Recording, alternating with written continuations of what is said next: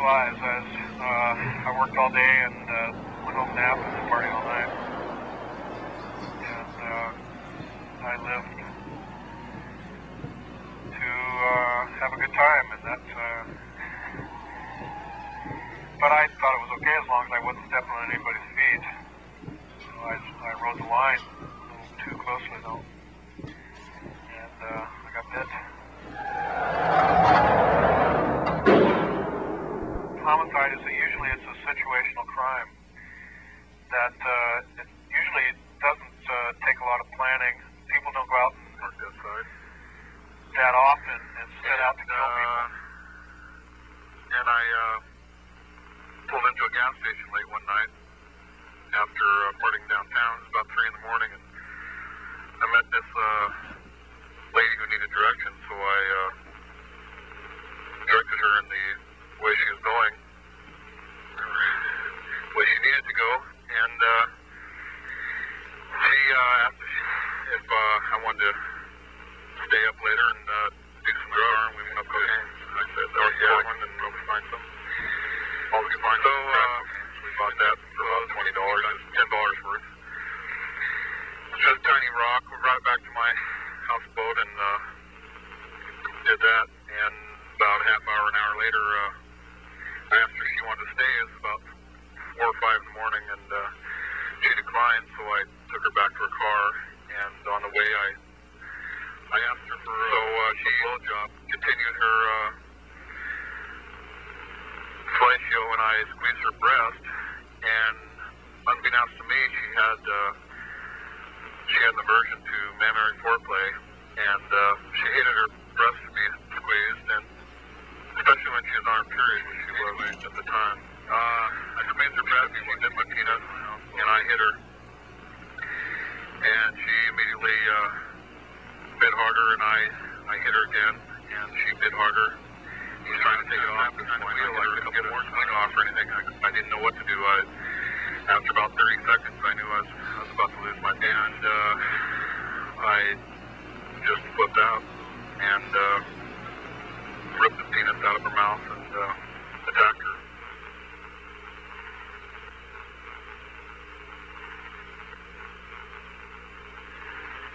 And killed her.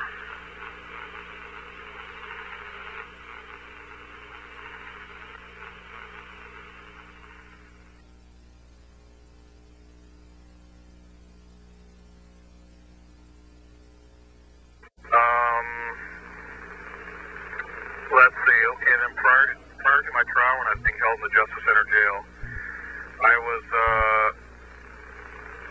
after my arrest, they took me into the suicide watch for about a week. I was in there, and that was just nuts. They make you sleep on these elevated tables in case you need to be placed in restraints. And there's people in there eating their feces and stuff, and cutting your wrists and starting fires. It's pretty bizarre. And that is where I read in the press that they were hitting me with 8 counts of aggravated murder. And this guy that I hired, Ken Morrow, had won 20 murder trials in the past 30 years and supposedly has an unspoiled record. But unbeknownst to me, he had all of his defendants testify. I was the first defendant not to testify, and his first loss. He also was my father to not allow me to testify. And this was to protect either my father's personal life or his business, or both. And my brother also was submitted close to 50 lies to the grand jury, saying I was violent and abusive, beat up my father, and threatened his life, and all this crazy shit that never happened. And now he also has been promoted to vice president of Hessel Tractor, which grosses nearly $80 million a year. And so I took the fall, quietly, but not painlessly. It's very, very painful. And I'm not trying to minimize my guilt at all.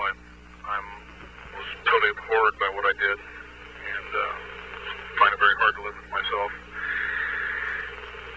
but I do feel that there's some mitigating circumstances insofar as the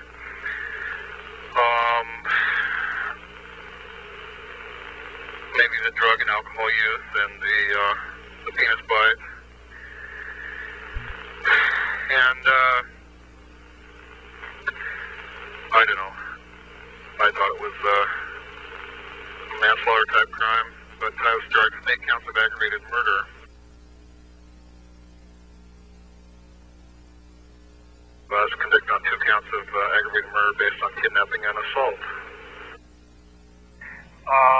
The reality of prison life is just a lot of cement and steel, and it's daily humiliation. She submitted an article to Willamette Week saying I exposed myself to several female officers and decided that I was an escape risk and all this other bullshit. And so I spent about 10 months in max security with about 23-hour lockdown every day. And believe me, it's no fun being locked down for 23 hours for a year. It's like spending a year in your own bathroom and not going out. And I've spent 2 of those years. I always thought if I got into trouble that I would just go up in front of the board and show them my smile and show them my past record and my conduct and everything, and everybody that I've helped, and tell them about the 2 lives that I saved, and they'd cut me some slack, but they won't even see me till I'm 54. But they told me at my prison term hearing that none of that matters, that they would begin to rehabilitate me in the year 2009, excuse me. And that's only if I'm capable of rehabilitation, which to me is ridiculous. I was rehabilitated the night this happened.